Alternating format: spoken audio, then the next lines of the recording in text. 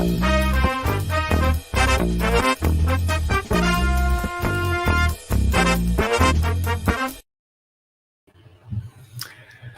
folks. Welcome to episode 65. Too soon? We will be joined later by McMurray, as well as hopefully Jeff, maybe, fingers crossed. Todd is on assignment, and Warmut is probably eating tacos or ice cream tacos with chicken. A lot of chatter already going on. It's great to see. Chuck comes in first, but Tiger Shadow says first the worst, second the best. Charles. Chuck gives us a ha ha ha. Bunkhouse in the house. Hello, everyone. Hello. How are you? Let's see. Tiger Shadow says howdy all. Chuck, so what's everyone doing? It says oversized skirmish 22 orcs in friends versus 22 ogres and mercs. Me going crazy. Sounds like a good time, actually. Tiger Shadow says conversions. Going crazy doing conversions. Alrighty. Chuck wants to know if that's inches to millimeters. And we are getting a thumbs up from Tiger Shadow. Would an Excel spreadsheet help? I'm sure it would. He's saying converting cowboys and townfolk for a 1/35th scale skirmish. Nice. Very nice. You wouldn't be happen to be using a fistful of lead, would you? Maybe. Chuck says, I'm going to take my little gladiatorial lizards that I bought and put something together where they come up in the middle of my little western town and see how long the 20 cowboys last. Ooh, very cool. I like that. Tiger Shadow asks how the skirmish is going to Charles. Bunkhouse says, hobby-wise, I'm kind of in a slump. Only a game every couple of weeks and no painting. Life-wise, I'm on a job hunt for something bigger and better than what I'm doing now. Well, best of luck to you, sir. I hope things go well. As for your gaming slump, we've all had them. Find something that find your go-to. Find your whatever gets you back into it. Star Wars is mine, as y'all probably know all too well. I have found something new that has really tripped my trigger recently. I'll be showing that to you here in just a second. Tiger Shadow says quasi-nuclear defective lizards coming back to claim their town. Nice. And Tiger Shadow is asking if you're uninspired, Bunkhouse. Middle turn, 3 ogres, 3 body bag fillers, orcs 2. Dave Hall says hello. Hello, Dave. Hello, Dave. Bunkhouse says kind of uninspired. A lot of it is that I'm worn out from life and work. Family drama never makes for good hobby time. Agreed. Agreed. And then Tiger Shadow says hello, OIF to, or hey, I should say. Don't want to paraphrase. Says, hey, OIF to Dave Hall. Reese is coming in. Tiger, I like hearing about 1/35th scale stuff. He says, yeah, Tiger Shadow says, yeah, been there, Bunkhouse. Yeah, we all have.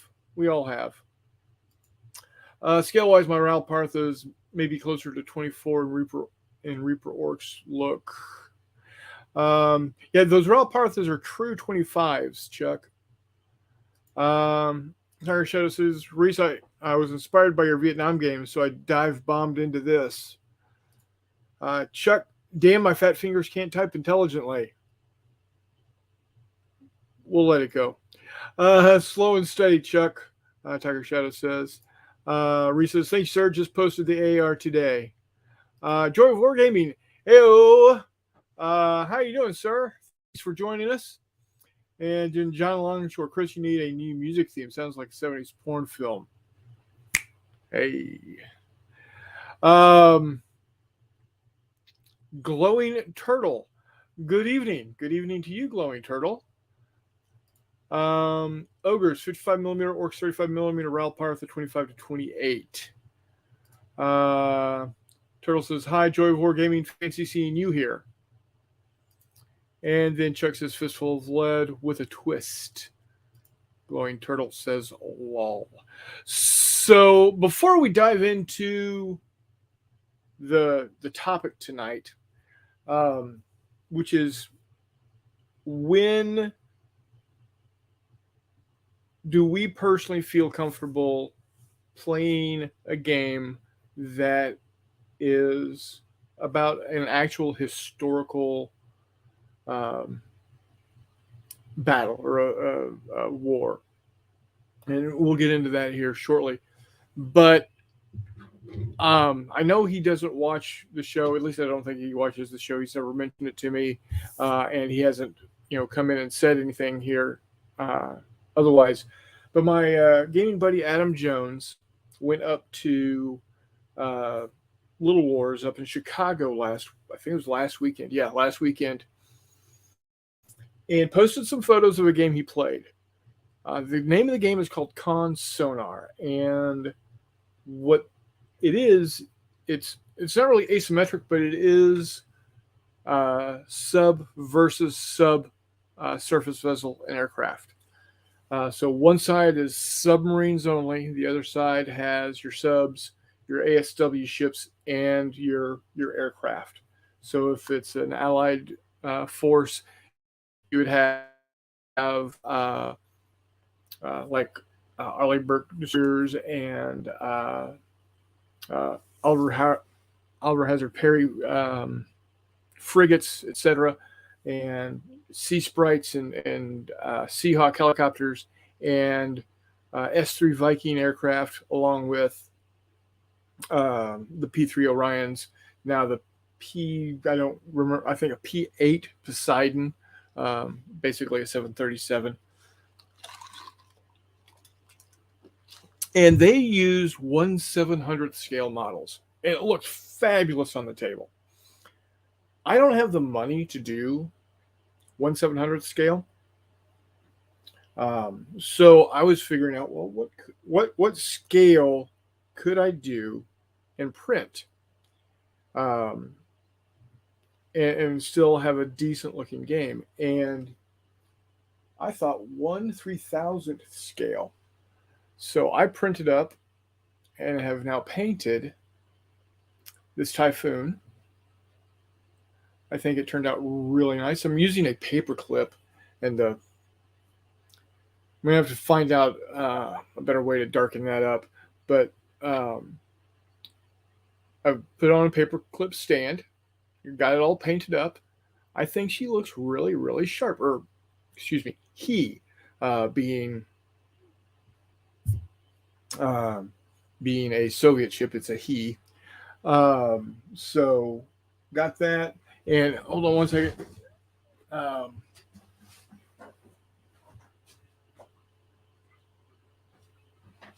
course, got the Kirov, or Kiev, I believe it is, helicopter carrier. So this is going to be on a slightly, so think of this at the table level. I'm going to have this sitting up like this, about this high.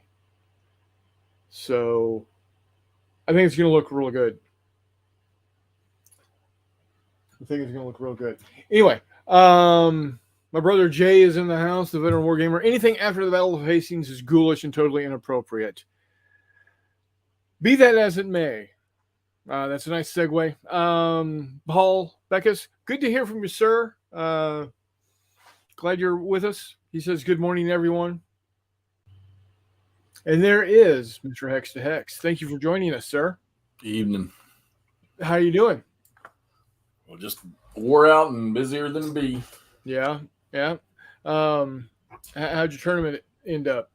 Oh, it was fun, but you don't go to those tournaments expecting to win anything because no. But as long as you had fun, are you still looking like a lobster? Yeah, I had to put some freaking lotion on all my head and face tonight. That's my girls told me to get some lotion on there, so I did. Good. It don't hurt no more, but it's just I feel like a zombie. All my skin's falling off. Yeah, right. John Longshore says need about a generation because you have no information and the participants aren't going to unclassify it. On the other hand, you could play Ukraine Tactical. We know their equipment at that level. Fair enough. John wants to know about the green jacket. I don't have one yet. You know what? I'm going to go to a thrift store, find the tackiest And unless they open green up a senior tweed. event down there, I won't be there. A green tweed jacket and send it to you because I think that would be hilarious. Anyway, so I go in for shoulder replacement surgery on Monday, so I thought I would take this week off to say goodbye to my shoulder. Fair enough. As is said so many times on the Facebooks, thoughts and prayers, sir. But honestly, yeah, you will be, at least in my thoughts. I'm not going to speak for anybody else. I'll be thinking about you, buddy. Best of luck. And my brother Jace has got to win the PGA Tour for one of them. So now the Masters is that a gold jacket? That green. Green? It is green also? Okay. Yeah. All right. Anyway, so yeah, this is looking like it's going to be a lot of fun. A lot of fun. Now, I did have to make my aircraft a larger scale because they were too small in the 1-3000 and didn't come off the supports real nice. So I decided to make them 1/1500ths. But I think it's going to look good for a force perspective. So anyway, so yeah, when is it too soon? I actually got quite a few bits of feedback from Facebook today. So let me go ahead and just see if I can jump in on those. Let's see. Bear with me. My buddy Eric Huck says, my personal preference is to draw the line with World War II. I played a Desert Storm thing at Oak Con once, and that'll be the last. Friend Justin Palmer, who is a former Marine Sergeant and current Naval Reserve Lieutenant, who did serve in Iraq, says, there's a famous incident in 1944 where the Germans were wargaming an American attack in an area, only being interrupted by the actual attack. The German CO pulled his entire staff except for a few officers who were ordered to continue the game and give him regular Red Team updates. So you got that going, right? Let's see. And on the post for, where was this one? Big Muddy Historical Gaming Alliance, that's the St. Louis area. Gentleman said, I must admit, it may be in bad taste, but I'd really like a wargaming table designed after the Ukrainian steelworks. What are you reading? What am I missing? Off of Facebook. Oh. Off of my earlier posts. I saw before I got on. I saw Reese post. Where's the posting for the garage floor battles? Is that on Discord? Yes. Okay. All right. I got to make sure I check that out.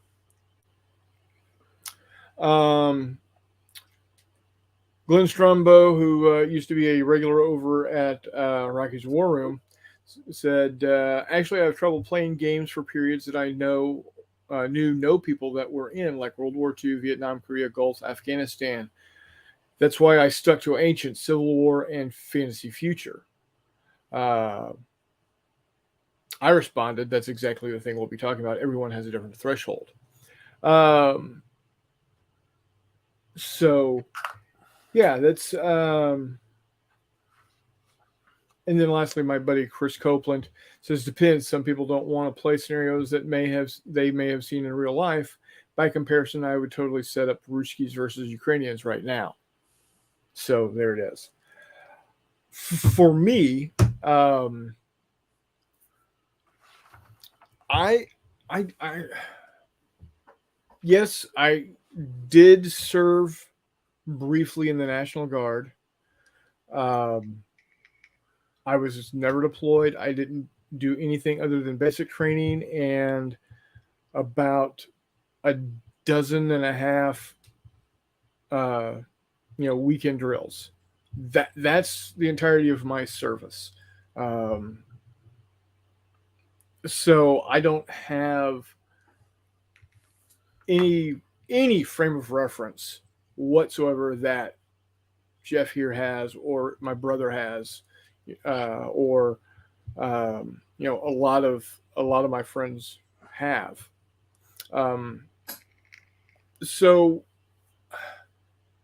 I can't personally say when it's too soon. Even for me, you know, um, I can I can play it. I could play a game in Afghanistan from 2001 to whenever. Um, yes, my brother was there. Yes, I was worried about him. Yes, when I got phone calls in the middle of the night, I freaked out a little.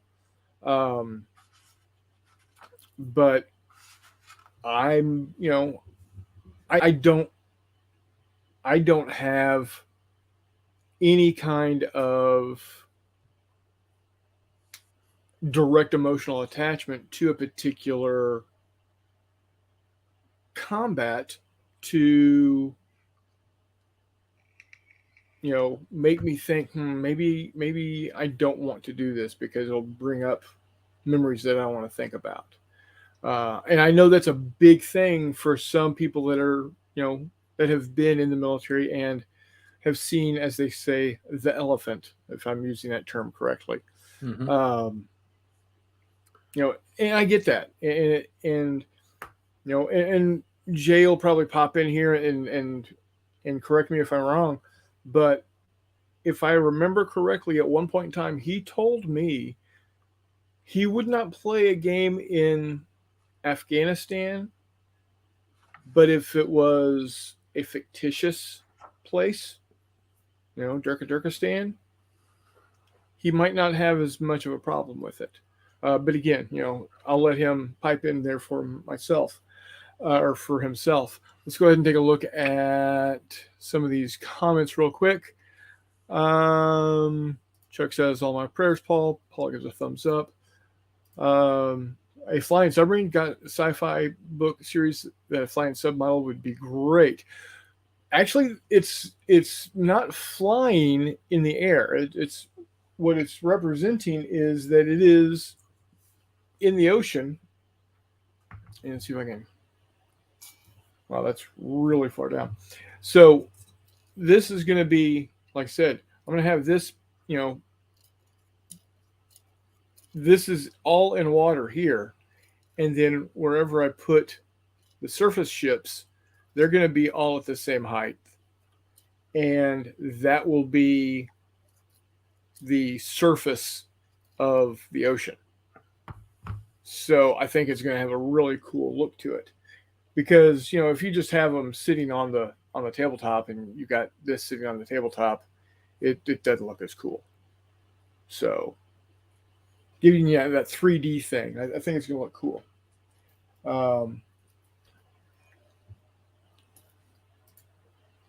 John says, just play the Tractor Factory from Stalingrad. Well, there you go.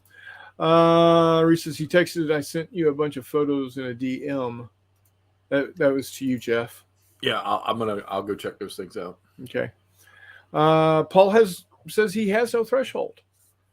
Steve Willert from the Baron, BSing with the Baron and Steve. How you doing, Steve? Are you painting like a madman for 2 weekends from now? Because even if it's you, me, and Jay, we're still gonna have fun.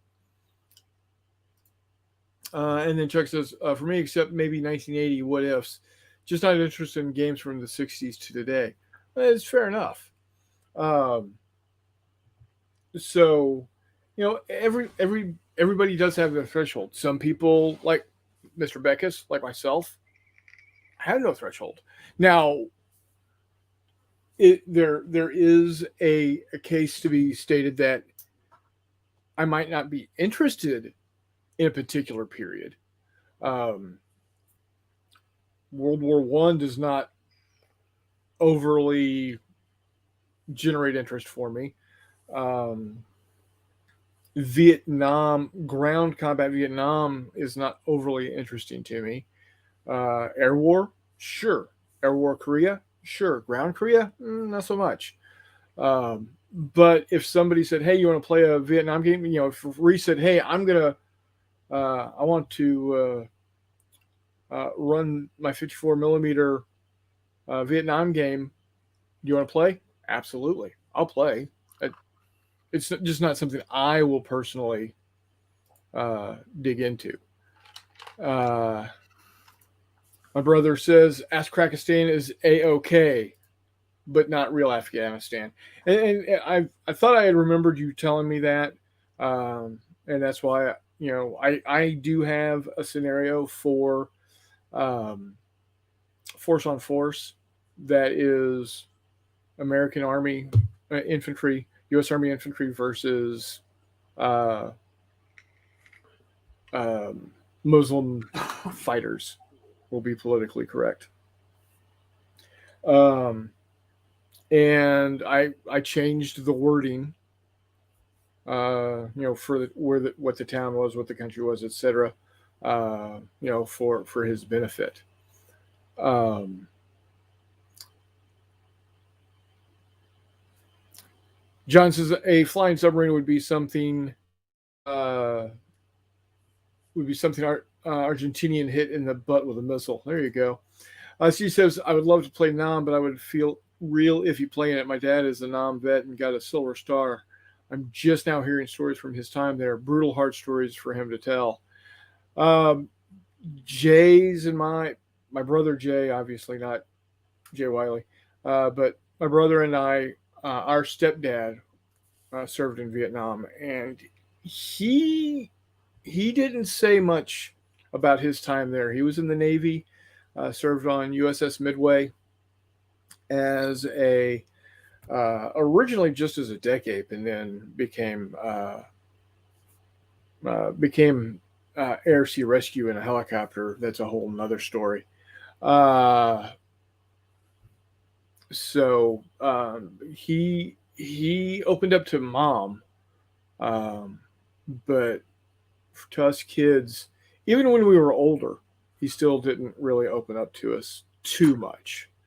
Uh, we got a bit of information about it. Um, Jay says Ukraine versus Russia, I would not do. Atropia versus Denovia holds interest though. Um, Bunkhouse, that's where I am. I'm just not interested at all in most historical periods. My issue with World War II are because it's so recent and I participated. And there you go. And I think that goes back to what uh, uh, Gary Strombo said, Glenn Strombo. Anyway, um, you know, he's known people that are actually in combat and possibly died then, or were in combat, came back and were changed people, and it's difficult for him to do that. And you know the the gaming community and the gaming world is such a vast and dynamic place that there's room enough for everybody to play what they want, when they want, how they want. I'm not going to tell you, oh man, you got to just let it go and do it. Well, you can't. You can't say that. You can't.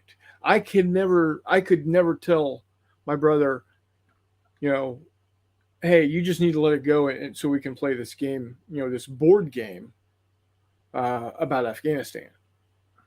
I, that that's not my place. Now, if he wants to tell himself that, that's between him and himself. But anybody that ever says, "Oh well, why don't you play this particular game?" It's a great game. I don't see why you wouldn't want to play it. There may be many reasons, Um, I'm that way with the Civil War. Oh, you should play the Civil War game. Well, how complex is it? Oh, it goes down to the nitty gritty about, every cannonball you fire. And I don't know if there's actually a game like that, but if there was, like, no. And it's not because it's too soon, it's because it holds zero interest in that type of thing. Paul Beck says, my dad is a nom vet too. He loves looking at my soldiers, but he does not play because, in his words, he is not a nerd. Fair enough. Fair enough. Our dad didn't like playing games with us for no other reason than, especially with Risk. He hated playing Risk because he rolls dice like me. Always will lose in the dice. So, Chick says, okay, not a flying sub, as much as a sub converted into a spaceship with help of good aliens. That would be cool. And that might be something that happens, but that's not what this project is. But that would be cool. My brother says, I did try playing A Distant Plane with you and Palmer, if you recall. I do recall that. I also recall that I got to play the Americans. It's a coin game, and there's 4 factions, and I got the Americans. And the first question I had, because one of the victory points or one of the victory conditions was the United States extricates itself from Afghanistan, and the first question I had is, okay, so how does the United States get out of Afghanistan? And I don't know if it was Palmer or if it was my brother that said, that's the question we've all been asking. So, yeah, and then he had to head out because he got a little unrelated upset stomach. At least I think it was an unrelated incident. Reese says, I think the key to gaming any period is to be respectful about it. Viking Raid or War on Terror, you're simulating real death and destruction. And you're right there. And that also kind of leads to, how do you handle the atrocities? How in World War II, how do you handle dealing with SS units that were, more batty than the regular German units? I'm not saying regular German units were all peaches and cream and happy, but from some of the things that I've heard and some of the things I've read, there were some SS units that were like really, really bad. John says, war is and has always shown men's cruelty to man. There is no glory until the historians tell you there was. Unless you're Patton. Just saying. All nations have committed atrocities, especially in World War II. I agree. Now, that being said, there are some nations that committed more atrocities than others. I'm not saying that everybody is squeaky clean, because nobody is squeaky clean. But there are some that were worse than others. So I do have a real problem when someone is coming to play a game, and I normally see this in tournament events where, and I have seen this, where an individual has decided they're going to play SS Viking Division. That's their army. Viking, Wiking. I don't remember. I think it's second SS, I think. And they showed up in not not only did they have their very well painted, historically accurate with swastikas on the back of the tanks and everything army, but they came in uniform as a colonel or some damn thing of the SS. I draw a line with that. If you want to, you know, come to the convention and bring your army and it's supposed to represent the Viking division, then by all means do it. But if you glorify that in any way, shape, or form, if I was playing against you, I would just I would I would concede and say and go to the tournament director and like, I'm not gonna play this game against this person because of what he's doing. Hopefully, it would not even get to that point, and he would be asked to pound sand. Um, Paul Becca says the Pacific, nothing nice happened there. Absolutely not. There, yeah. My father-in-law, my former father-in-law, my I have to say it, my ex father-in-law was in the United States Army as a paratrooper, and he was part of the the 11th Airborne that was supposed to drop into Tokyo before we dropped the bomb twice, which is an atrocity unto itself. But anyway, he was even in the 90s. He had, and he realized he had this problem, but he had a problem with Japanese people. He didn't hate them. He didn't go out of his way and be nasty to them. But he did have a general distrust. And it's because he was just fed the propaganda that, the Japanese are subhuman, they're horrible people. Look at what they've all done, what they've done to all of our prisoners of war that we've recaptured or, repatriated.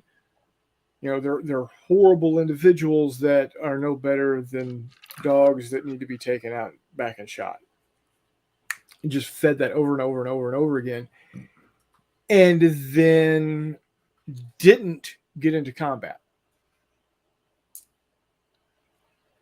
So there was a lot there. There was a lot to unpack in that 50 years, from 1945 to 1995, 1999, when he became my ex-father-in-law.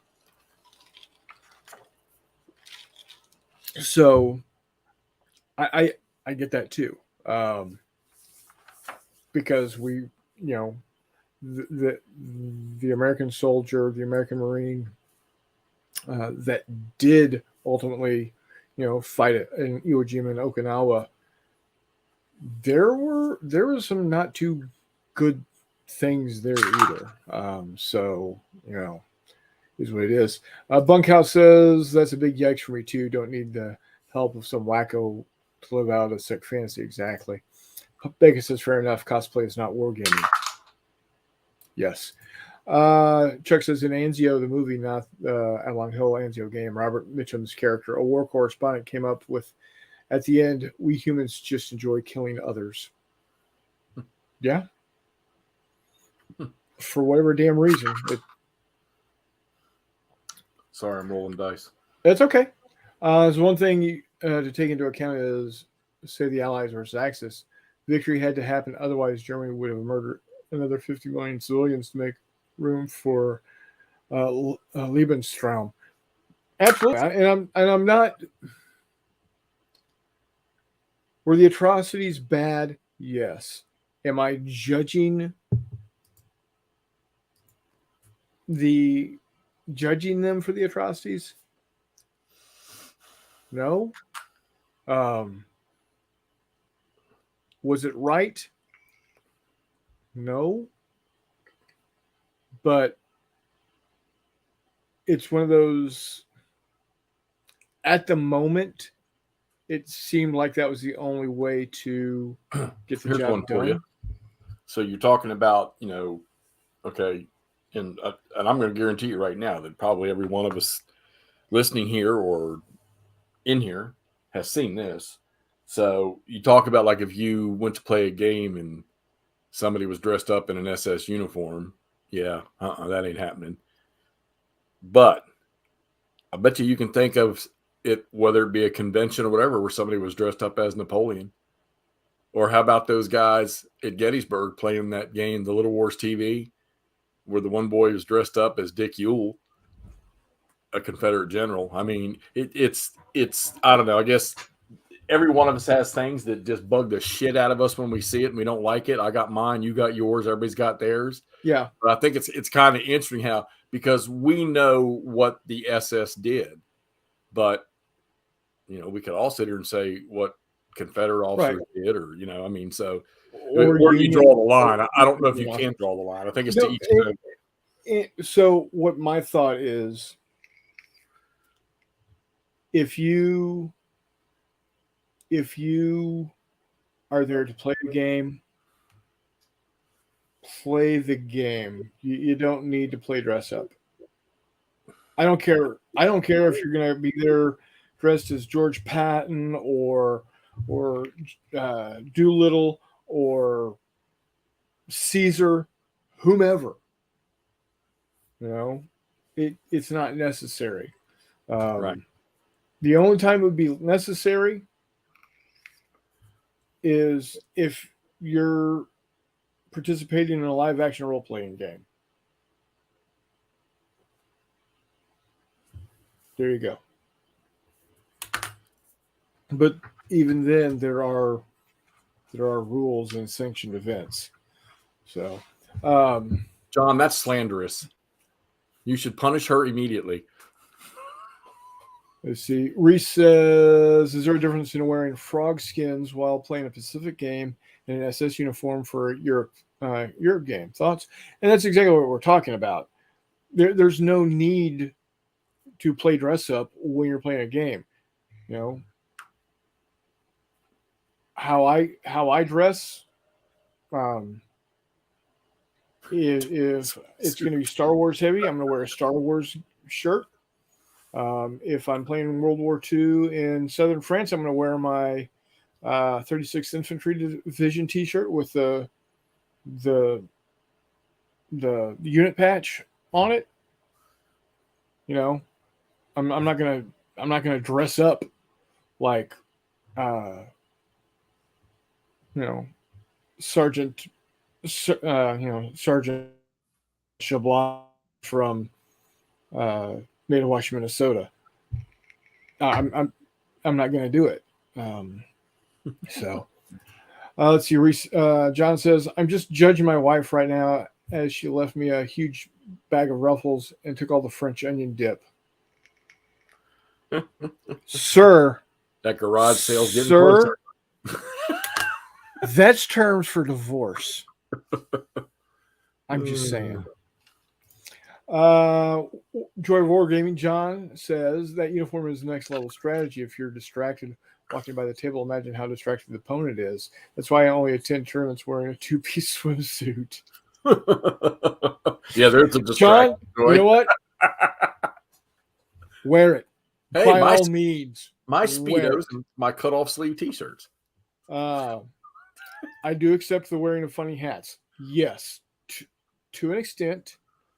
You mean like dinosaurs? Oh no, I love wearing my dinosaur hat. No, I'm talking about wearing, if you're going to be if you're a German player, wear the Wehrmacht hat. Don't wear the SS hat. If you're going to be,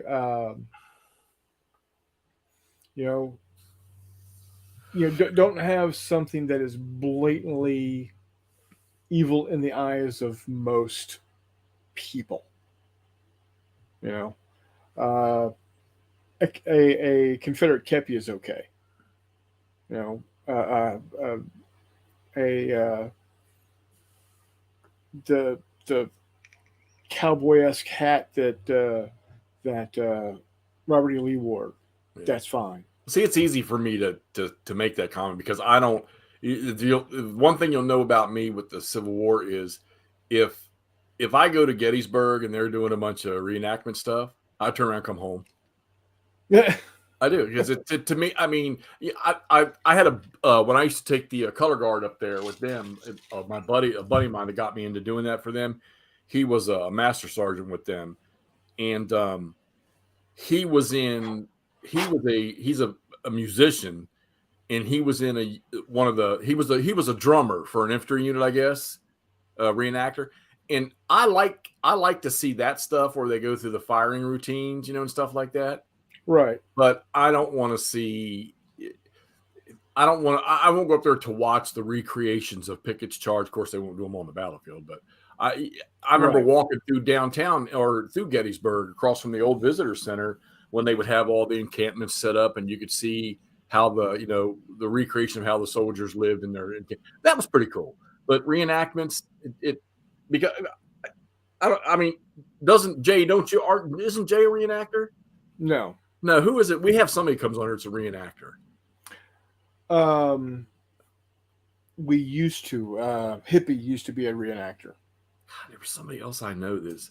Oh no, it was the guys I met in Gettysburg, the designers for Into the Woods or the new. There you go. Yeah. I'll guarantee you can't. You're not going to recreate the effect. There's no way.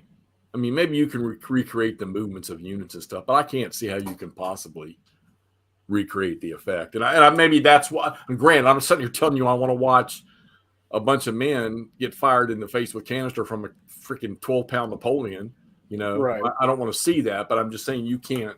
I don't think you can recreate just maybe the movements, the ground gained or ground gain and stuff like that. But yeah, they just never did it for me. Reenactors never did it for me. Now, every year, in fact, was it last weekend or this coming weekend? I can't remember which. Down in Austin at Camp Mabry, every year, right around April 21st, they have a reenactment weekend where they'll set up encampments throughout the base, and it's open to the public.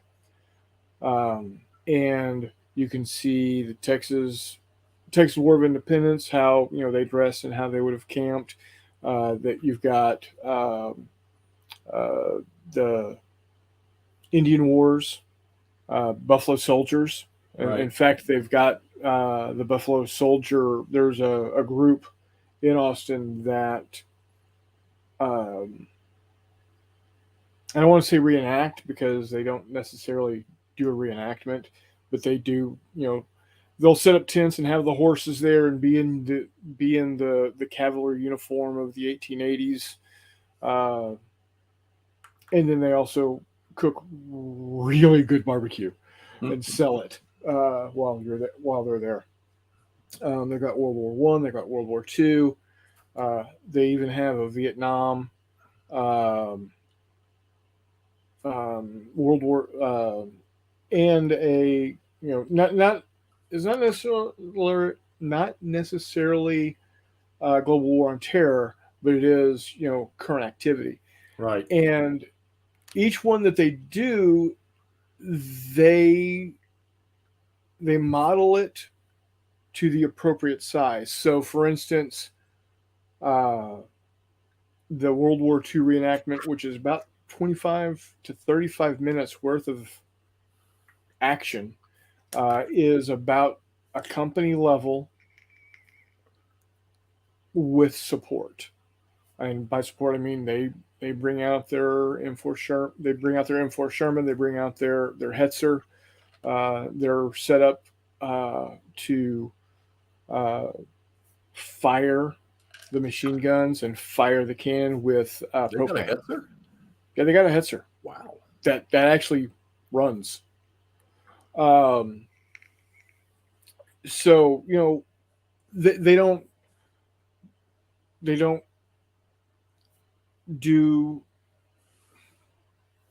they don't attempt to recreate something bigger than what they could actually do with the number of people they have. Right. You know, so they're not trying to line up 13 battalions of infantry and with like 75 guys. Gotcha. you know, Gotcha. so it it and they are actually using actual real tactics that were used by the infantry. Another really good one is the modern action. Is they show how um, they do an air assault capture of a high value target. Right. And so on the parade ground, they've got a couple of pickup trucks, driving across, and here comes uh, Black Hawk or Huey. yeah, Blackhawk firing an M249 out the door. They make the one of the trucks explode with a smoke charge out of the back. Got guys piling out, looking like they're drug cartel guys firing AKs back up at the helicopter. The helicopter comes in, fast rope down. It's again because they tighten it down to this is what would actually happen with this setup. Right. It shows, especially with that one, it shows, hey, this is what your sons, your daughters, your moms, the individuals that are in the National Guard, this is what they train for. Right. Right. So you get to see, in action. Uh, they even do a Vietnam one with the actual Huey and M113s going in, and again, it's all platoon level type action. So it's a lot better than so they don't do a World War One reenactment. They don't do a American Civil War reenactment. They don't do a Texas War of Independence reenactment because they don't have enough people to make it look right. Right.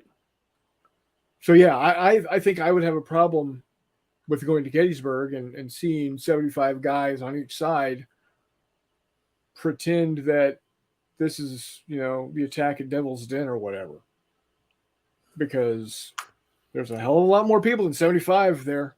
Right. Right. Just saying. Let's see. Chuck says, my only dress up is wearing your shirt for your show. Yes. Okay. I see what you're saying. You're wearing the shirt with my logo on it when you're watching my show. Perfect. Okay. I get it now. He says, Mr. Joy, hopefully not a string or thong two-piece. I mean, if it gets the distraction done, it gets the distraction done. Reese says, my hat's not funny. Well, I saw your hat. It's hilarious. It's funny. I'm kidding, Reese. I'm kidding. It was you were rather dashing. You almost looked like a young John Wayne. Oh, that hat. No, I like that hat. That was cool. John Longshore says, my wife, shit. My wish for humanity is when the aliens come, the saucers open out, comes bear, deer, and cattle armed with radiated mass drivers. Eat uranium, suckers. Fair enough. And Reese says, used to work at a living history museum. I've had enough of living in 1860. I like AC and running water. Yeah, and a little less dysentery. So,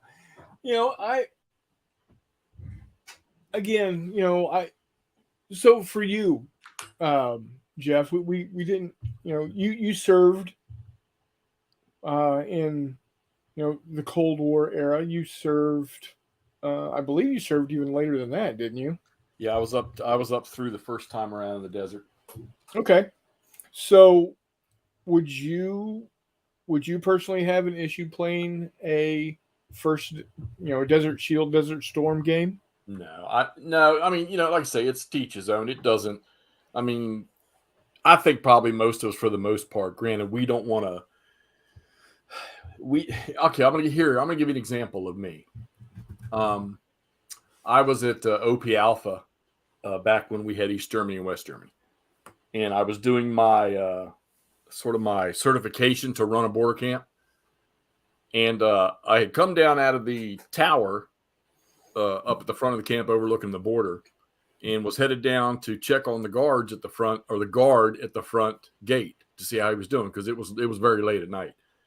And as I was walking up there, the guard that was replacing him, and these are privates, okay, he was in the shack and they were changing shift. So the kid that came in, he gets the 45 from the kid that's on duty, all right, and it's a loaded weapon. So he hands him the 45. The kid turns around that's leaving duty to pick up a little bag that he's got sitting there, and the boy handed the 45 to, charge the 45, put it to his head, and blew his head off as I'm walking down into the guard shack. And I stood there probably for about 3 or 4 hours. I stood around it because I'm going to saw it. I was there. I had to stand there and sort of keep the scene clean, Right. until CID showed up. All right, from 11th Armored Cav, from their area. All right, so that didn't bother me. It was jacked up, but that didn't phase me. Right. Now here's the funny part. This is how weird it is. So I go home, and I have a newborn child. I was home probably 4.5 hours after that incident, because we were done. And my wife was sleeping, and my daughter had pooped herself. So I want you to picture a guy that just stood over and watched a kid blow his head off, and stand over the body inside a little 6x6 guard shack, not being phased, and going home and running back and forth from the fucking bathroom to my daughter to wipe her ass, puking the whole time I'm doing it. Like I say, it's to each his own. I mean, right. It's a whole different level of PTSD at that point. Now, I've never played one of the coin games for like I think Jay was talking about Distant Plane or that. Yeah. I don't do coin games. I mean, unless somebody can tell me, I just don't think that there's anything out there that recreates that destruction. I ran ATAC teams in Germany during the Baader Meinhof terrorist group and the Red Brigade and all that shit. Right. And we would get called out to go to a response. And our armorer, he was the one that all of our weapons were loaded by our armor. We literally grabbed our M16s or whatever we were carrying out the door with a clip in them. And most of the time, they were training situations, and they were loaded with either rubber or paint or something like that. But you don't know that when you're rushing out the door, grabbing your weapon on the way to run. And a lot of times when you're in such a hurry, you don't think to even check the damn magazine, right? So that was kind of, while I was over there in Europe, that was the biggest thing close to actual activity, until I got to run some time in the jungles. And then I got to go over to the desert. Of course, my term in the desert was walking around at night, lazing tanks, and then sleeping during the day. So it doesn't matter. I mean, just doesn't matter. Of course, maybe I haven't hit a game yet that it would. I don't know. Yeah. No. History-wise, and again, for me, it's more of, does it hold interest more than is it going to affect me? And honestly, my interest lies between about 1935 to about 1985. Right.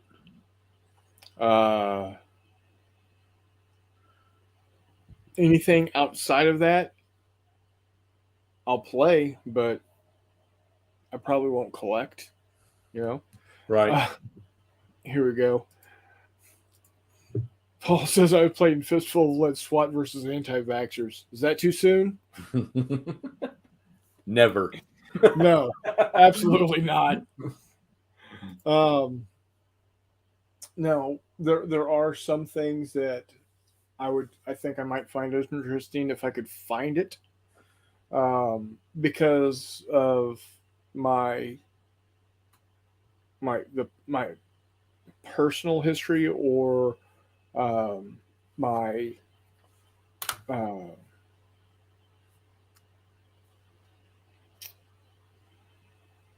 what's the word I'm looking for?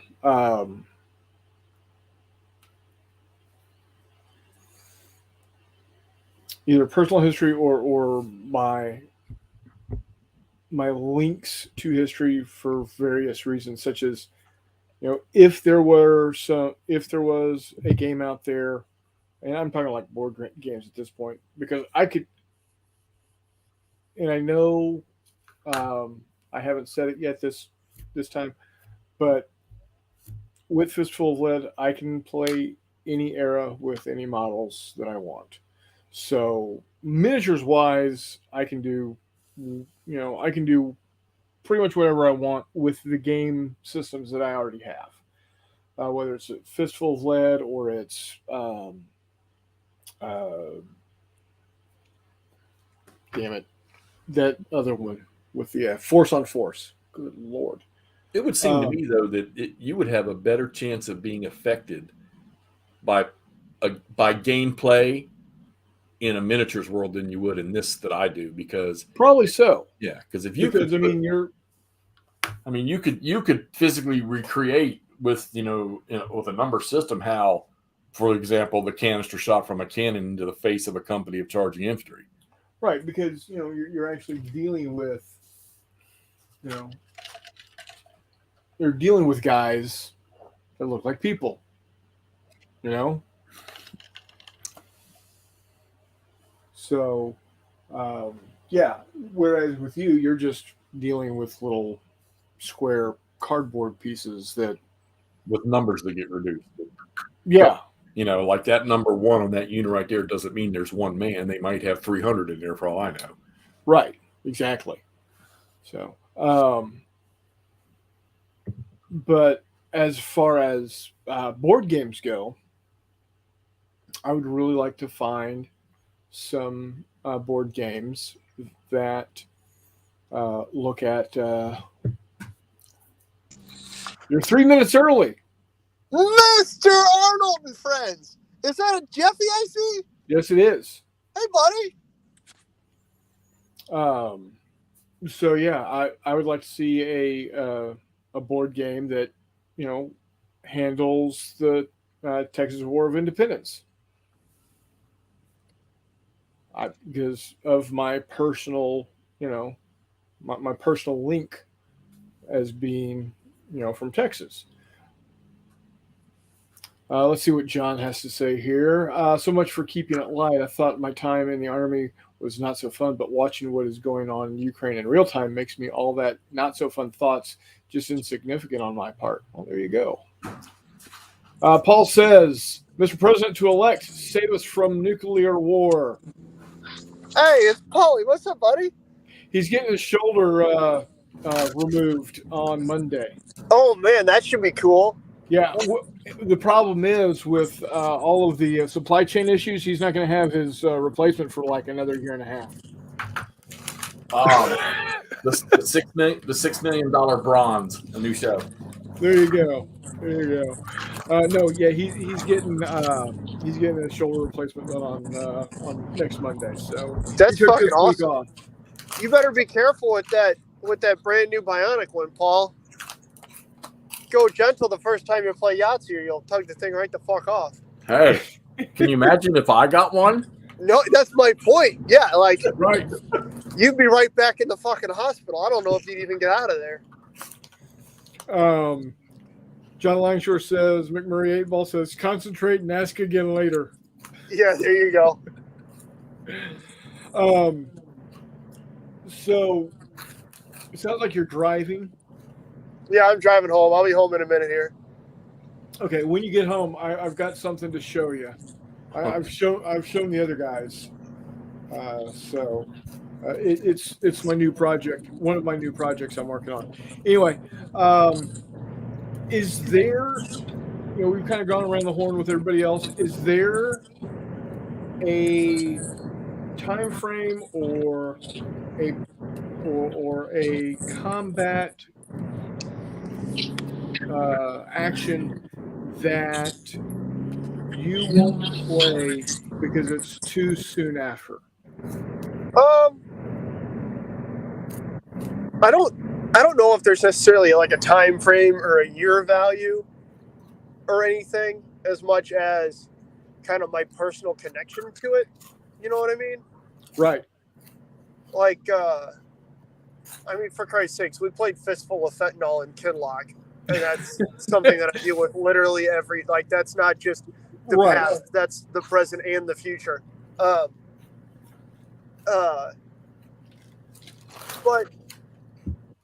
I mean, not really. I mean, I gamed, you know, ISIS and stuff. We were playing Black Ops, doing stuff in Iraq when the U.S. was still in Iraq, and hell, I was playing that usually with the dude who had deployed to Iraq 3 or 4 times in the last 5 years. So, well, let's see. What about the question of, is it also a question of, would you not play it because of how it would affect you, or would you not, like it, you know, those of us that stream and do video, would you not play it because of how it might affect somebody else? Dude, with the video streams, honestly, fuck them. Like, if you click on something, like, it's not like the title is secret game and then it's a, you know, force on force game in Fallujah. Like, if you're going to not find, I don't know, let's make it a little more removed than that, like Vietnam pleasant, then don't watch a Vietnam war game video. You know what I mean? Uh-huh. Like, we asked Will before we played Black Ops. That is the Osprey rule set Black Ops. Right. Set in Iraq. Like, we asked him, like, hey, are you okay playing this? Like, do you want to play this, or do you want us to set up something different? Because we can absolutely do that. He's like, fuck no. He really wanted to play it. He was excited.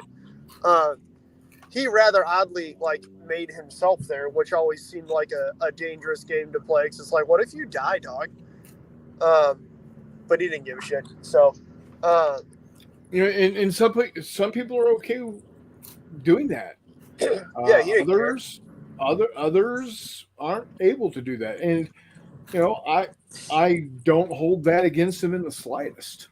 Yeah, and so it was one of those. So absolutely, if it's somebody that I'm playing with and they're like, I don't know about that, then we might not do it. If it's a game that's been set up and then somebody who knows we're playing shows up and is like, I don't like this, then it's one of those, well, you showed up here knowing what we were going to play, so I'm sorry, but we did this. That was like a club night thing, and it was like, hey, man, we got this set up. I know you said you were going to be here. Do you want us to play that or play something else? But especially with YouTube videos, like, no, eat a dick. Like, if you clicked on the video, if you don't like it, that's fine. You can click out of that video. It's not a huge deal. Right.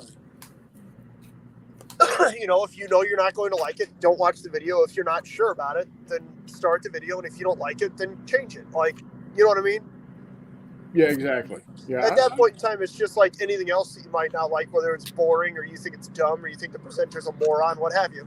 I was watching a Netflix thing called Roman Empire that was about Julius Caesar, and it was so just unbelievably, obnoxiously not correct that I just stopped watching it.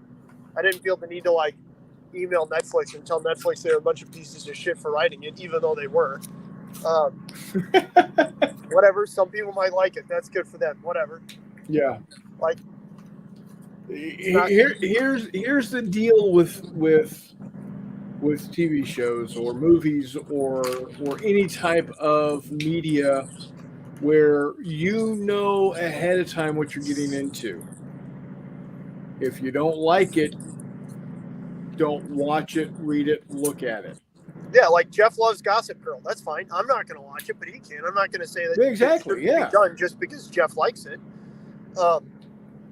You know, and some people play sci-fi and fantasy games. Whatever, good for them.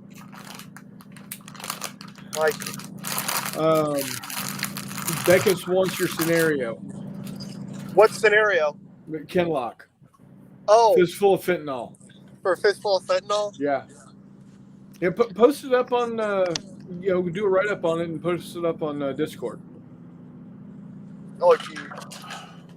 We'll have to change some names and places. We'll have the standard like Hollywood thing. Some names and faces or names and places have been changed to protect the identities of those involved.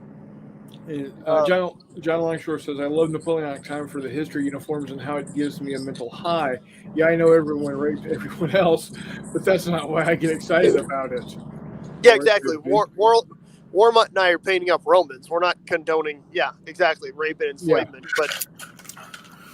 But most current frontline soldiers spend their downtime playing modern Call of Duty. It seems as elderly guys have the biggest problem with this topic. I was about to make the same point to Paul's point was like, how many guys do you know who would, get back inside the wire, take a shower, eat shit, maybe take a nap, and then play Modern Warfare, like whatever. Well, and not necessarily in that order. I'll say this to That's that fair. statement that Paul just made is that, granted, now first-person shooters weren't exactly state-of-the-art science when I was in, but I know particular personnel in the military that were special operators and things. I got news for you. When they came back inside the wire, they weren't playing no damn games. They were either getting drunk or trying to get rest for that next task. Yeah. I understand. See here. John says, on the other hand, I can't just say I'm not going to be interested because everyone was raping everyone else because I can't drink that Kool-Aid. Well, there you go. Agreed. I mean, and it was said earlier, in war, all sides commit atrocities. I don't think any of us play any of those. I mean, I know I don't play those games. I mean, come on, think about it. When I'm playing an East Front game, for 3 years, the Germans are the aggressor. Right. Well, whenever I play a game, I'm always trying to do the best possible thing I can for the aggressor because, I mean, that was the whole purpose of the game. Oh, yeah. Yeah. And it's not like GMT has made Einsatzgruppen. Let's be honest here. Nobody's playing that shit. That's just goofy as fuck. I agree with you, Reese. I have a good chunk of the miniatures for that, and that's been one of those things that's been on my to-do list for a long time. I have a couple of I think they were Sarissa or Foreground used to make trailers. I had a bunch of that stuff and a bunch of modern scattered, so like wood picnic tables and wheelie trash bins and shit and old couches and washing machines and the whole 9 yards. There you go. So we could definitely do that. Paul says, that was the olden days, Jeff. Thanks for reminding me, PB. Hey, just because Jeff had to qualify on a front stuffer doesn't mean that, you got to worry about it. Jeff's so old when he graduated basic. Oh, we lost him. He was qualifying with guns that went boom twice with each shot. I thought he qualified with the guns that went ting, and then he had to step on the front and pull it back up. Mine were the little wooden thing you put the rubber band on and pull the rubber band back. Right? There you go, yeah.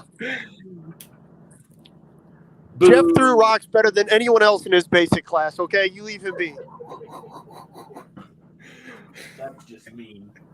He, Ugg, and Grug did really, really well. Reese says, I have the local knowledge. Let's get together. Yeah, exactly. Same. Yeah, absolutely. And see, some of that stuff is fun. Like I've built tables that very, very, very almost identically, match places that I've been and places that I really enjoy. Like I built a table, the place that I go to a rendezvous a couple times a year with a bunch of guys that I know. I built a table to mimic that. That is as close as I can get it without being absolutely true scale.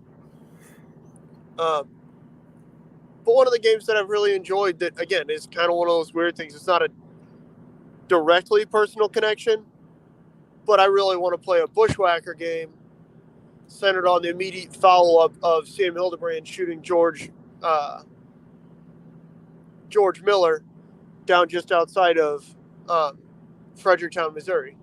It's something that I'm intimately familiar with the history of. I have walked the area. I'm abundantly familiar with the area that Sam Hildebrand was then pursued through. I'm intimately familiar with George Miller's descendants and where they lived. And that'd be, when I say intimately familiar, no, Paul, I don't mean I've banged them. I mean, I've walked through the property. I've walked on the property. I've camped through the property. I know where Lehman Miller's cabin was, where the old Miller cabin was. And I've walked down both sides of the Little Saint where Sam Hildebrand ran and then where the Union soldiers pursued him. That would be really cool. So, I mean, yeah, I agree with Reese that, I don't know, local knowledge is awesome. Sometimes that's a good thing. Sometimes it's a bad thing. I'd imagine that if it was, something that was, again, traumatic to me, I would probably say, yeah, maybe I don't need to game that.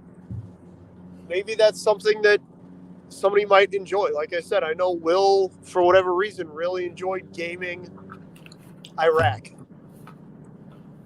He certainly had the local knowledge of, no, we need a lot more motorcycles and dirt bikes around here.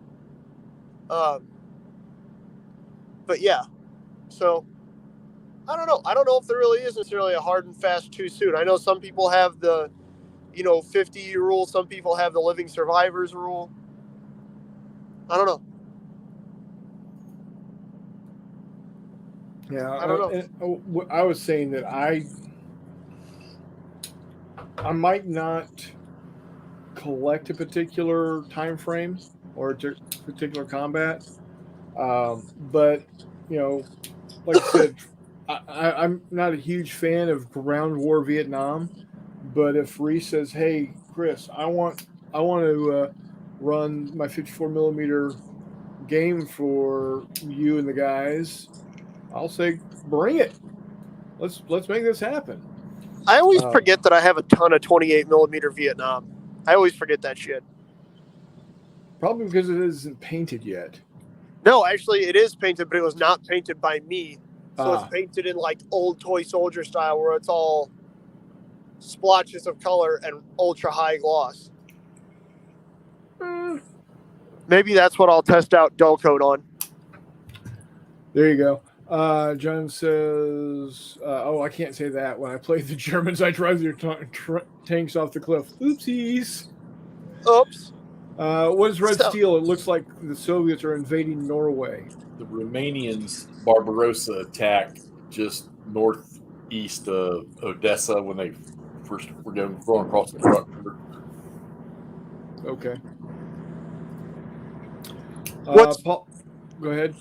No, I was going to say, just with the too soon is too soon, the current conflict in Ukraine has really interesting implications for everyone who's been playing, fictitious what ifs of exactly that combat for some people well over 20 years. Sure. I know that Soviets quote or the Russians quote reclaiming the glory of the Soviet Union has been a really popular topic, but I also know people who have played a very modern what if. What happens if the Soviets decide to retake Ukraine? Hell, even before the conflict in 2014 and 16, you know what I mean? Yeah. So that opens up a really, I believe there's a video on Todd's channel on Wardrobe Plays World War II of a very modern 6mm, very well done force on force game. Yeah. It played Streets of Ukraine or something like that, or Streets of... It's only like a 2-minute video, but it's a really good video, and the game is outstanding. The table is gorgeous. The figures are gorgeous. And I know that game itself had been in active play for well over 10 years by the time Todd made that video. Yeah. And that's one of those, oh shit, is it all of a sudden too soon to do that? Or can we keep playing that game that we've played and loved? I don't know. To be honest with you, there's a certain amount to be. It depends on if there's a huge difference between recreational and academic wargaming, and we are all, don't get me wrong, recreational wargamers. Right. But if you want to take that dip into mimicking academic war games. I'm not saying that recreational war gamers can't do academic work in terms of preparing for war games and stuff like that. But, Ren's at Western Reaches Command, that's academic wargaming. You know what I mean? And I don't think anybody can say, oh, we shouldn't play this because it's too soon. You shouldn't play stuff that's happening right now. Because a huge amount of why, you went from the good times to the sad times in 1940 and 41 to 42 and on is because of people who were actively wargaming things as it happened. Was because you had Wrens actively wargaming conflicts with active, not only, RAS, but then active destroyer flotilla and squadron commanders, right? Like, that's always the issue I run into with the hard and fast rules. Because you get a lot of old guys. Paul kind of pointed it out correctly. You get a lot of old guys who flat out will not game something that happened within the last 50 years or with living survivors or whatever. And it's one of those, dude, relax, man. Like, we can all be pissed off about something. This is just a real weird one for you to be pissed off about. Yeah. But again, if like I said earlier, if someone legitimately doesn't want to play that particular thing, I'm not going to tell them that they're wrong. I'm just going to say, this is what I'm going to be playing. You may join me or you may not. Exactly. I'm not going to, if you say, I don't want to play that, blah, blah, blah, fine. I'm not going to tell you you have to play as long as you don't tell me I can't play. If somebody sent me a game like right now, a current game, somebody just kicks one out real fast that looks really good on the screen and they send it to me, would I play it? First, if the game appealed to me, yeah, I probably would. Would I film it right now? No. Would I comment about it? Probably minimal. You're telling me if I sent you an ACW game that you didn't like the results of, you wouldn't film it and comment about it?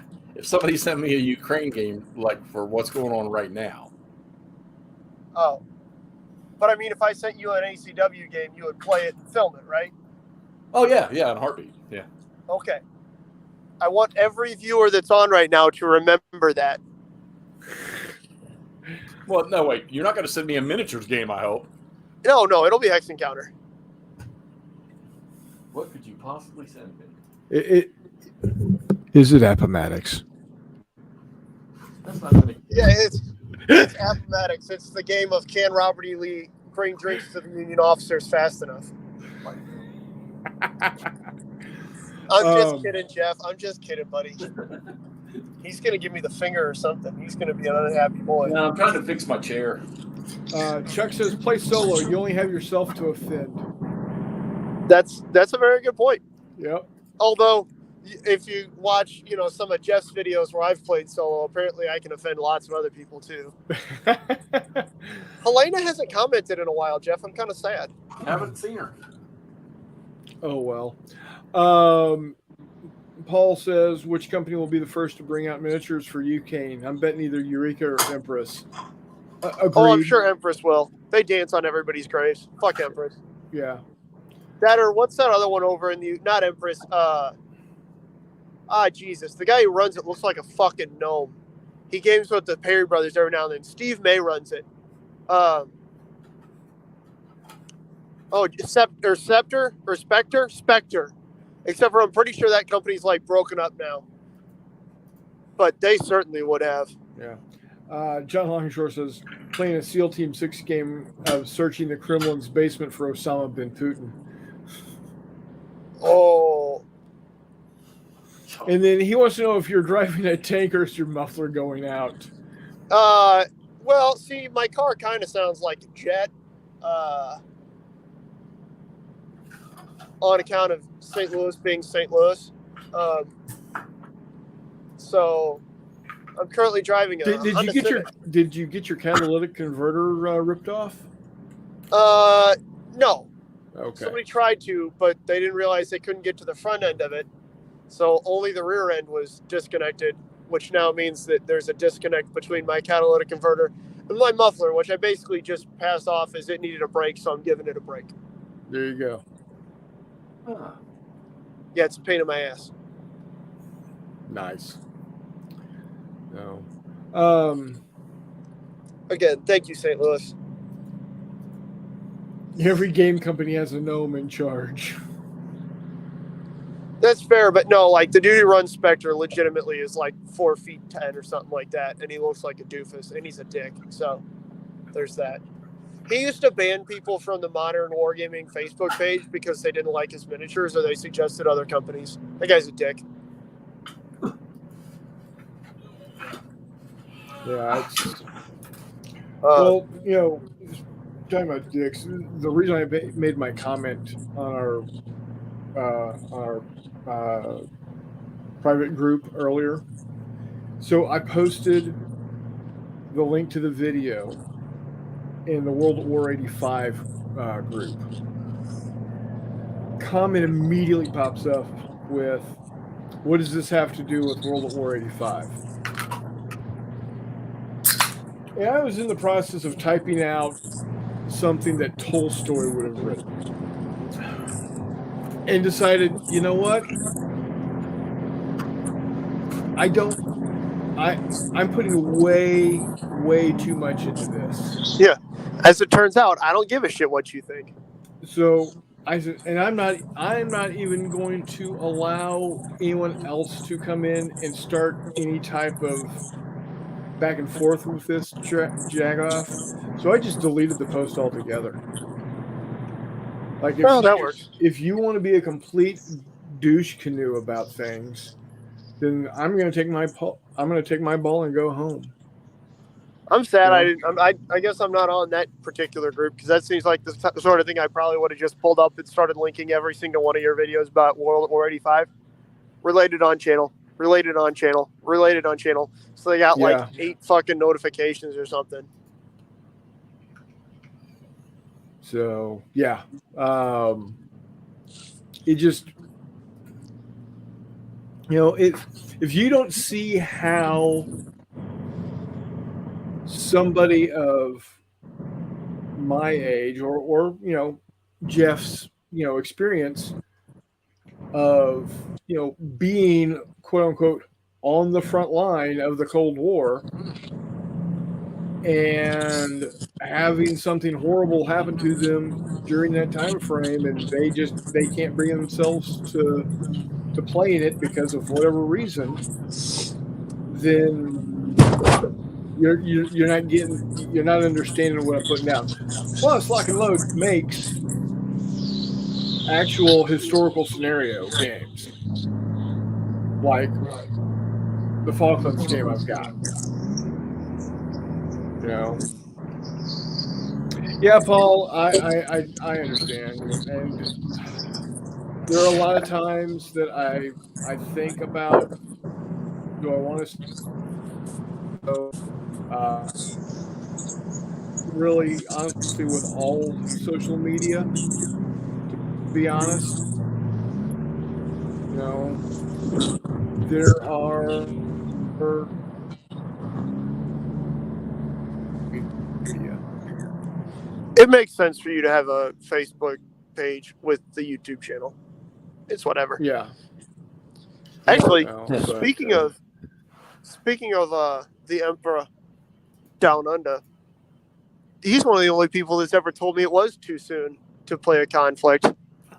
That being said, I still printed a bunch of giant birds anyways. But I think the last person I can think of that told me it was too soon to play something was when I asked Paul if it was too soon to play the Emu War.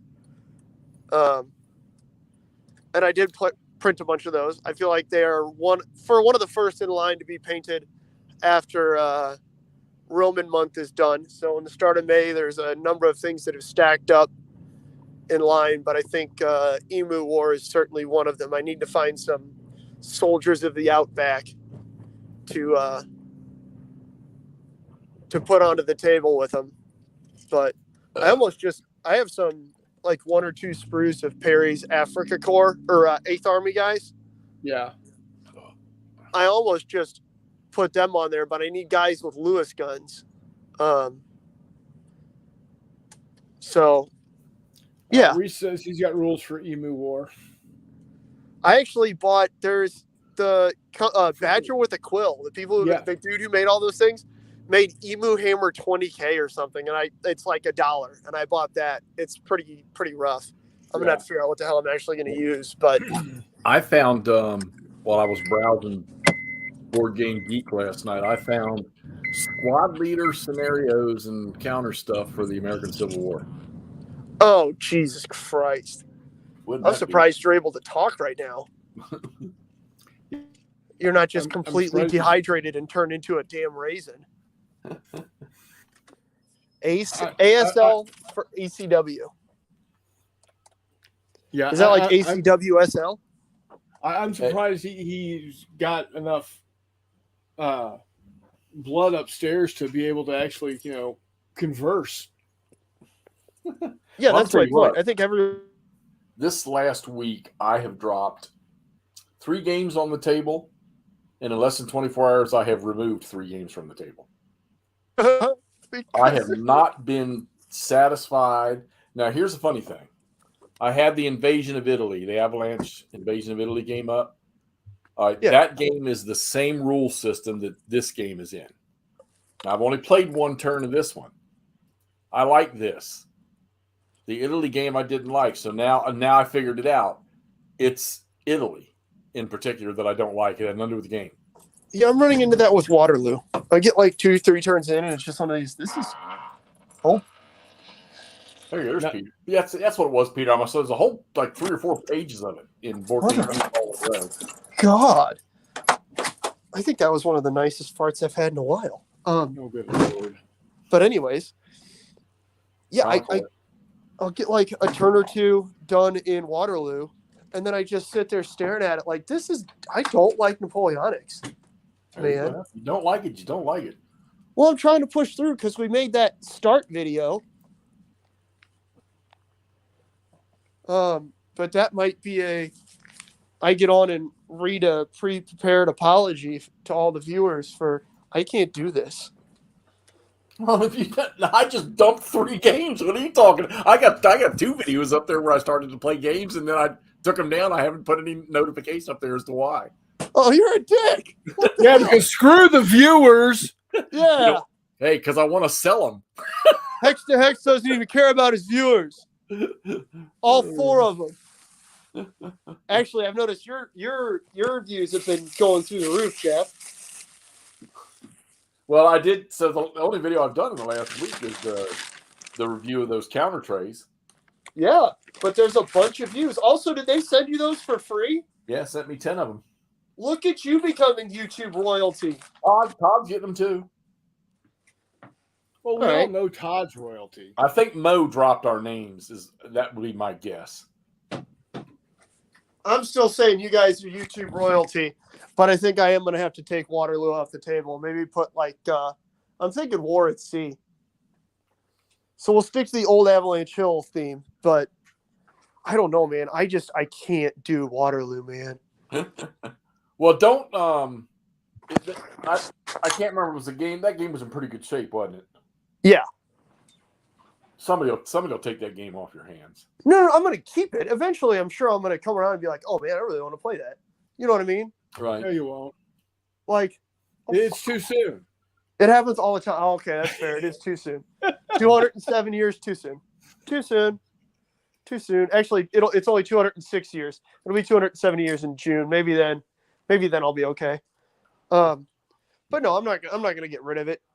It's a good game. It's my speed. I know I'm going to be able to play it. Like if I was going to get rid of something, it'd be one of these random West End or something games that I got. Like I bought that West End Rommel in Africa. Honestly, dumb. It was stupid of me to do that, but I did it anyways.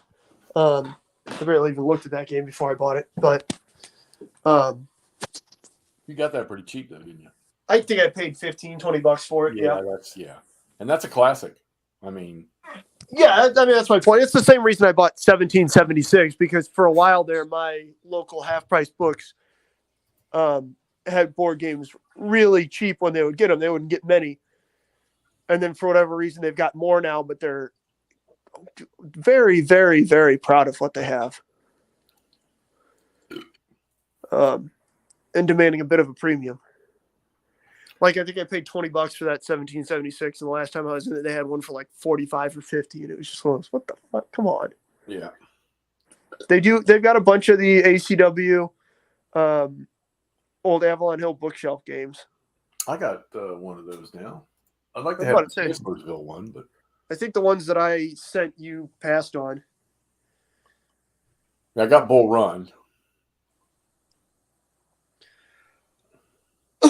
Oh, Hexy is an official influencer. He is, Paul. He's My fancy. painting desk. I finally last night walked over and grabbed the dirty water that's been sitting in the glass for 2 weeks and poured it out. I had zero interest, none. You're supposed to drink that when you have to do it like that. It looked like grayed out chocolate milk. So I know. Well, that's my point. If you have to dump out your water because you haven't used it in so long, you have to drink it. If you have to dump out your water because you've been using it and it's dirty, then you can dump it out and refill it. That's why I just let it evaporate, and it leaves that nice little caked Ring. on sludge on the bottom. Gross. Yeah, Chris is slowly making his own crackle paste. There you go. John says, "Oh lordy, here I thought it was a smell-o-vision, and then realized the cat just hippie skipped out of the litter box." What is it with you guys having your freaking cat litter boxes in your playrooms? I don't know. I can't do. I don't have any. I'm the only animal that lives in this house. No pets allowed here, Paul. Sorry. Although there are multiple dogs and cats across the street, we're still trying to figure that one out. That's fair. I had a cat that lived out back for a while. That was cool. I called it Stanky. But I haven't seen it in a while. I don't know what happened. But so this is what I was going to show you here. Are these your anti-submarine warfare? I hope. There you go. Oh, shit, you painted them already? Well, I painted this one. Look at you go. Where are you finding those STLs? Thingiverse. Yeah, I saw those on there the other day. Figured why you hadn't grabbed them yet. Nice. Here you go. Check that out. It's all blurry. I'm on my phone. What is it? It's blurry to me too. It's Kirov. Oh, there you go. Or Kiev, one of the two. The battle cruiser Kirov? It's the helicopter one. Okay. And then, of course, you got what scale are these, Chris? 1/3000. Nice. And right here is you got the piece type. Yeah.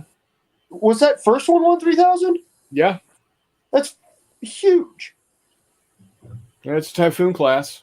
Okay, that was going to be my question. Is it a Typhoon? Because that's the biggest damn submarine that's ever made. Yeah. And this here is a Los Angeles class. Okay. Sweet. You should print the Kimona, the recovery ship. Yeah, if I can find it. Yeah. Well over 100 years old and still somehow deploying to the Black Sea right now. John Longshore says you need to have a rabbit named Stu. There you go. Perfect. My niece has several rabbits that are at the high school, part of the 4-H program. And there's some baby bunnies, and I asked if one of them was named Hassenpfeffer. There you go. I'm going to say I've eaten rabbit's delicious. I've eaten some local rabbit. It's very good. I'm a fan. It tastes like chicken. They get nice and plump. Honestly, I like. What the hell? Yeah, warm up. You're supposed to click the link and say hi, dickhead. Right. Like Jeff, Chris, and I are doing right now. Good. People. So it's the make McMurray laugh time. Okay. What do you call A sleeping male bovine. Sleeping male bovine. Hang on.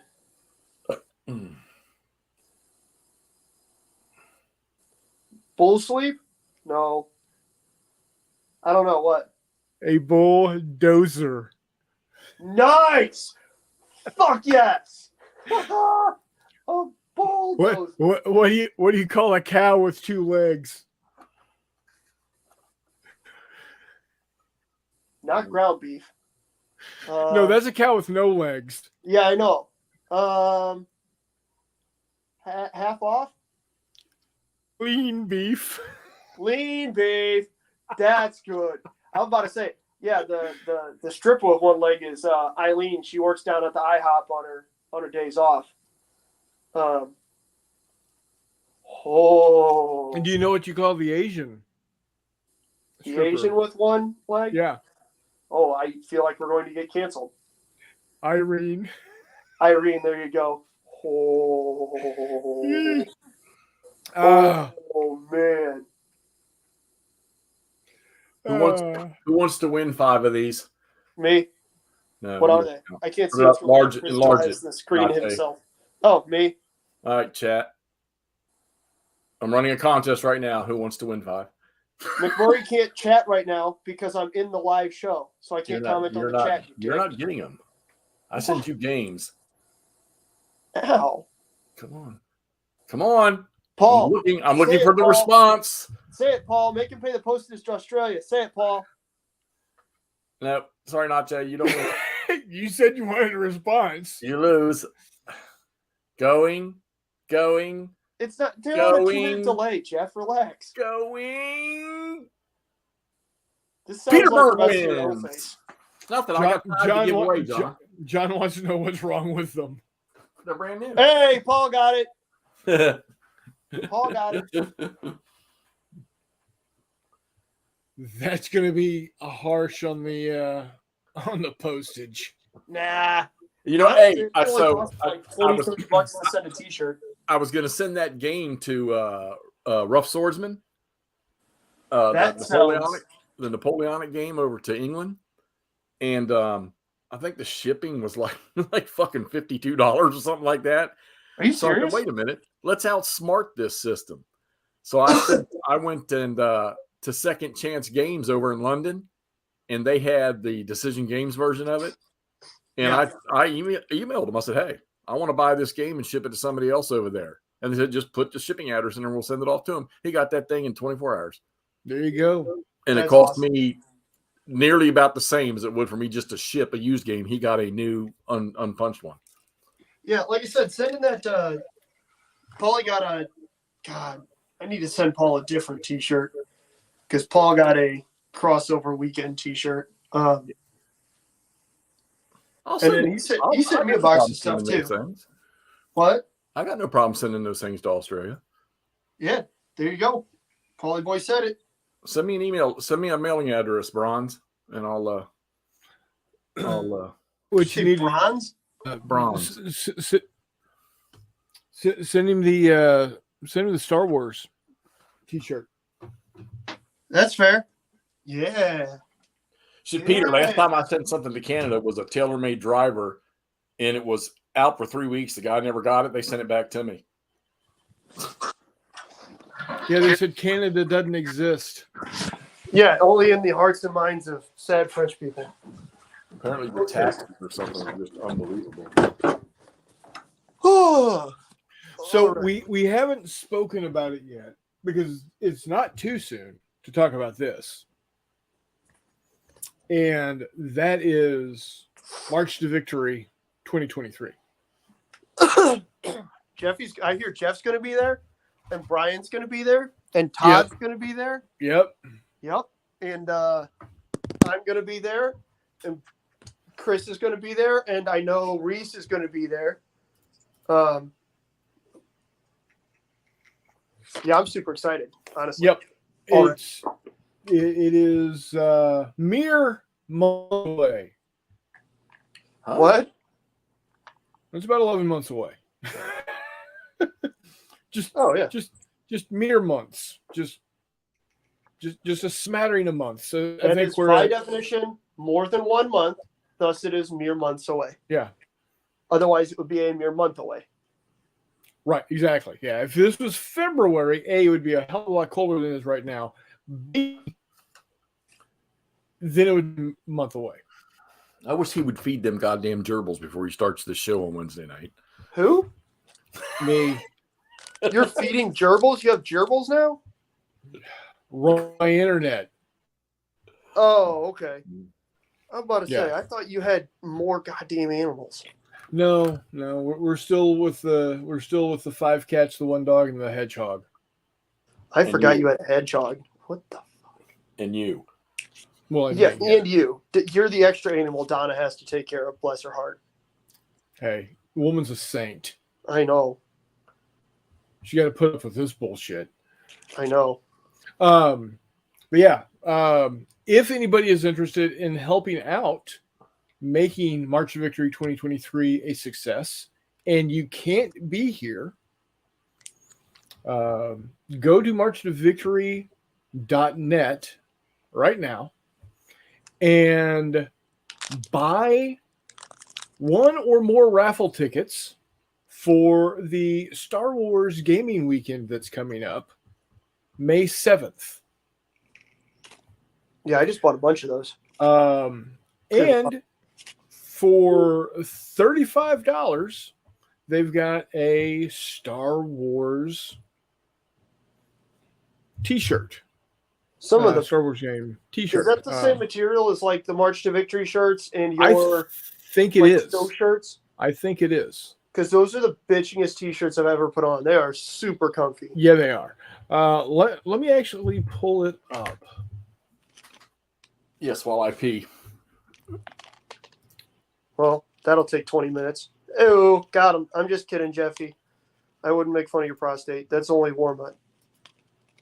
Warmut's too cool to see Todd. Todd flew all the way to Phoenix to see him, and Warmut won't even see him. All right. So here we are. Hold on 1 second. God, I figured he'd hop on to defend himself. What the hell? He must really be tired. He's been working his little took us off. Okay. So here's the updated website that the Baroness has so graciously put together for us. Dog, Robin is so good at websites. Yeah, I realize that's not like the proper term for it, but Robin is still good at websites, man.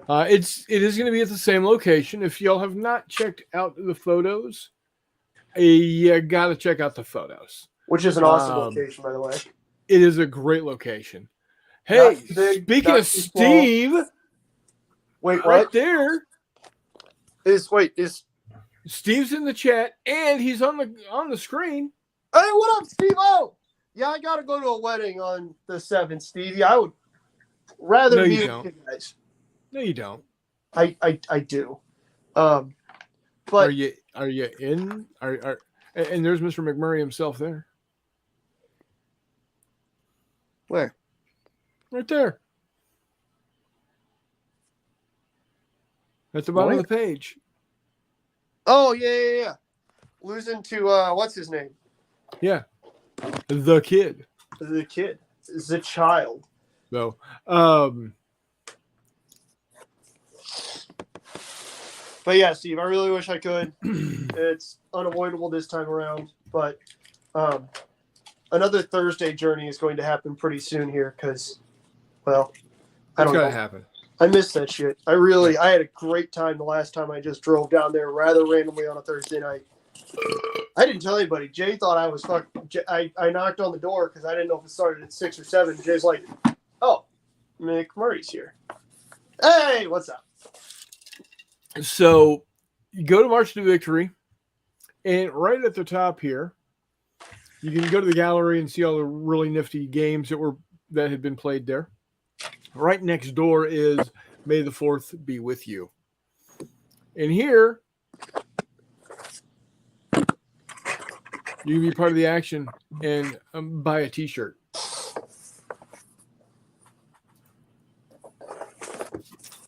and it's this guy right here. It's not changing for some reason. Why are you not changing?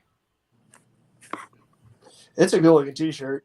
Oh, because I have to change what It says screen I am in a sharing. basement Hold on. far, far away. Outstanding. Hold on. Speak amongst yourselves. Hello, fellow friends. There we go. Oh, and we're back. All right. Here is the here it is, boys and girls. Boys and girls, ladies and gentlemen. A couple of days ago in a basement far, far away, Star Wars Fistful of Lead. You too can have this awesome, awesome t-shirt for a mere $35. It's a cool ass T-shirt. It's a really comfy T-shirt too. You can get it in extra small all the way up to he's got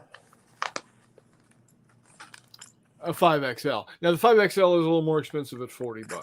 Yeah, it's because you're buying a damn tent. Well, there is that. Oh man, this seems complicated. There's a lot of counters to this, and they're in different sizes and everything. What are you looking at? Whatchamacallit? Word, see? Okay. Buy Now the other thing you can do, if you don't want to spend $35, but why wouldn't you? Is you can buy a raffle ticket. And that raffle ticket is $3. Buy multiple if you want. And there's going to be some good prizes available. We're going to be starting the games at noon. We're going to then get done by 6. And then we're going to do the drawing live.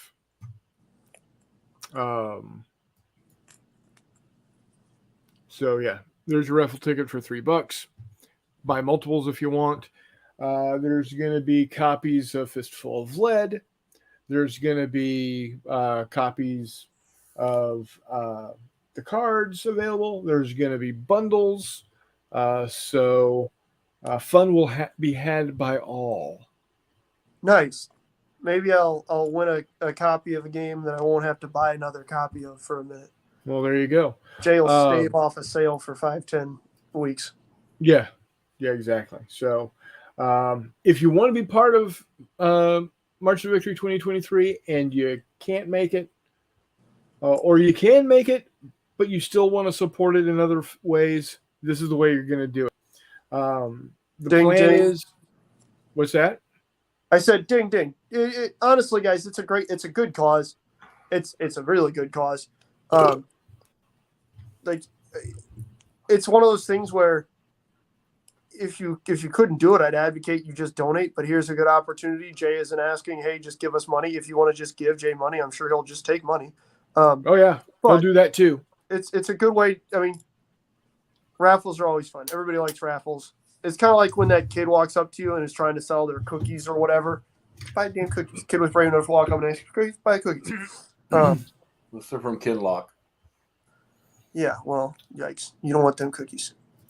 Steve's going to be there too. And Steve said if we sell 30 raffle tickets, he'll play an entire game with no shirt on. Get it, Tiger Shadow. Good stuff. Outstanding. Thank you, sir. Thank you. Becca said he bought some also. He bought 3 tickets. Paul's going to get beat up by the police wearing that shirt. All right, Paul, I'll send you a shirt that'll do that. Oh, there's... Here, hold on. Hold your votes.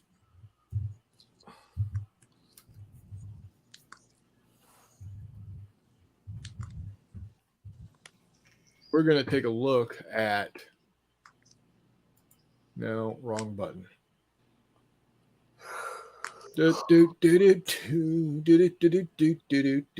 Apparel. There we go.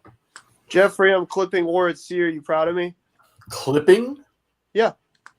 It's a used copy. It was punched already, so I'm clipping it now. Damn. So it's pretty. I'm impressed. So it's pretty for you. It just wants to be pretty for you, Jeff. That's all. That'll be on Todd's channel. Here you go. Oh, that's right. Shit. If you're a comic book kind of guy, approved by the Wiley Games Authority T-shirt. That's kind of cool. Comes in all kinds of colors.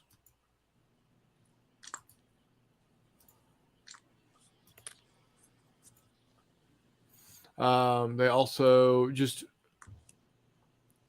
What the hell is that picture in the second row on the right? What, this? No, yeah, what the hell is that? It's a tie-dye. Where's the logo? I don't know. It's hidden in the tie-dye, dog. Come on now. Oh, it's a scratch. Scratch You got D20s, you got D10s. Murdered by Pirates is what does it say? Murdered by Pirates is good.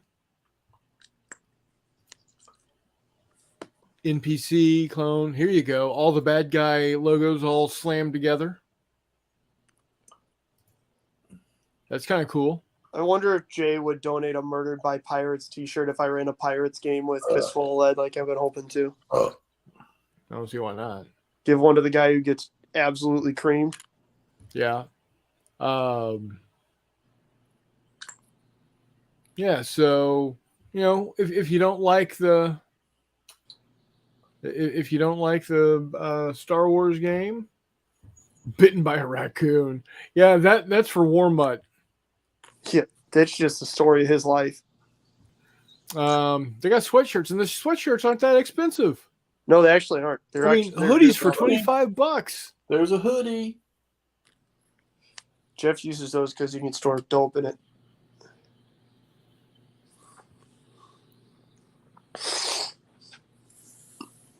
Now, there is one that's... You also can get mugs. Now, a mug I would be interested in. I should do that. I can put it with my MMP mug. This MMP mug is gigantic, though. Like, it's obnoxious. Yeah. And, of course, you can get the Fistful of Lead fantasy covers as wall hangings. Yeah, that's... Dude, it's so bitchin'. Yeah. The exclusive hardcover. It's a 16 by 20 poster, so that's a decent size. It's only $15. So actually a giant poster for a good price. Yeah, the exchange rate is a little steep right now. Unfortunately. What we need to do is we need to figure out how to sell stuff to Warlord and just rape them on the exchange rate, because they're doing that to everybody. Warlord's the worst company ever since Games Workshop. Reese. Now, what? Yeah, you won't be able to do shirts, but Reese needs, or Paul just needs to start. Everybody needs to start operating on that new cryptocurrency, Freedom Dollars.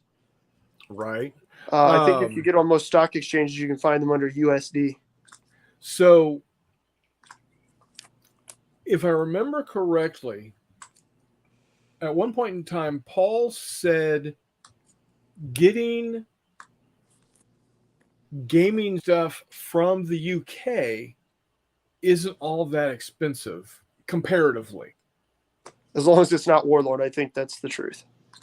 Well, no, see what he was saying is it's cheaper for him to call a buddy, buy the stuff, and then ship it. Yeah, because the exchange rate is so screwed because they make him go through the American store on Warlord's site. Yeah. Right. So you can't do the shirts or the posters this way, but everything else, all of the gaming stuff, the books and the cards and the Greeblies and the whatnots, was Oshiro. Yeah, James and Oshiro. But I don't think that's necessarily the case for Paul now. I think that was mainly with Warlord stuff. Because Warlord doesn't just do a screw exchange rate and then shipping. They actively pad their exchange rate by about 20-25% in their favor. Right. It's just usury sort of things. It's just shitty business practice. But Tiger Shadow was saying that, he went to the Wiley Games website and was like, that's crazy. Yes, Oshiro. I'm just saying, just check out Oshiro over in the UK. It's not great, but it might be better than coming from the States. Just I was about to saying. say, because Tiger Shadow's in Sweden, right? No, Tiger Shadow is on the east coast of Australia. Oh, that's right. Who's our guy? Who's the dude? Who's old boy in Sweden? Obstacles Gaming. There you go. Crossing obstacles. Yeah. I want to say the other thing, Tiger Shadow. I know the Perth boys routinely do a group order, especially for like rules and stuff. That's always a good thing. I know we've done that with UK companies and whatnot. In the US, it's just kind of one of those. Okay, who likes this? All right, let's do a group order. That or just buy the whole catalog. Buy once, cry once. You don't have to pay shipping once. You buy the whole thing at once. Hey, what up, Exactly. Doug? So I just want to touch on this real quickly. Gates of Antares is going to be bigger, better, badder, because Rick and Tim Bancroft are working it themselves. May 1st is the go live date for the new website. Second edition is going to be coming out in PDF form for free. Skytrex which is a wholly owned subsidiary of Warlord Games now, is going to be taking over the manufacturing of all the current models, and so things are going good there.